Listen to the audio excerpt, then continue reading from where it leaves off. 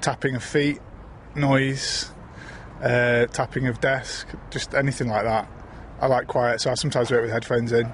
People talking too loud, missing meetings, keeping you waiting, not even a phone call saying they're going to be late, common decency, manners.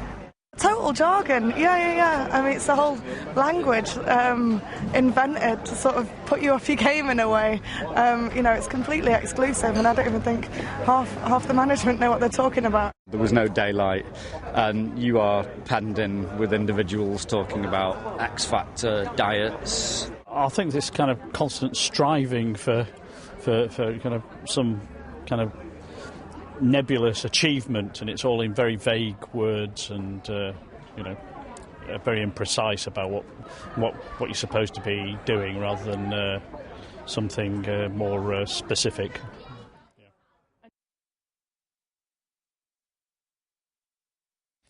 Well, that's what the workers think. Now let's talk more about what the managers think. The Institute of Leadership and Management's Chief Executive Charles Elvin joins us now from Salford, and your survey was of the managers, but it's quite interesting to hear there what the workforce think.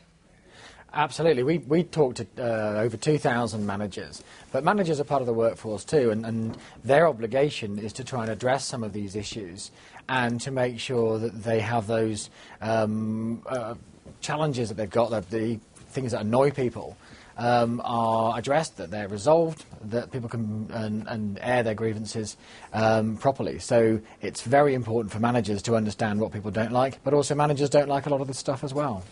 I mean, some of them are predictable, some less. We've just had a text from someone saying one of my colleagues habitually calls out when he hears someone going to the loo to find out who it is. Repeated complaints fail to change the habit. I mean, there are things that really do wind people up. Absolutely, and some of them are quite serious. There is, of course, a funny side to all of this, and a comedy part of this, but within all of this is people interacting with others, having to deal with other colleagues effectively, and being able to air their grievances effectively. And so going through the top offences, I mean, being late for meetings, that's Absolutely. one. Leaving dirty plates on your desk, that's another. What are the other headline problems?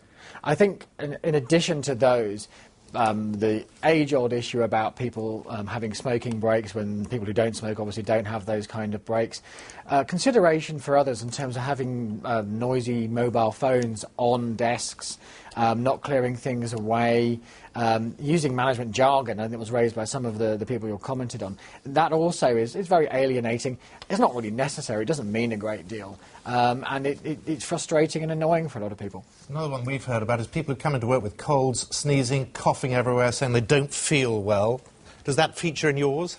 It does. It's very popular there. It's my personal pet hate. People who come in ill should be at home ill and not give it to everyone else in the office. And it's a lot of other people feel the same way. It's nice to see it.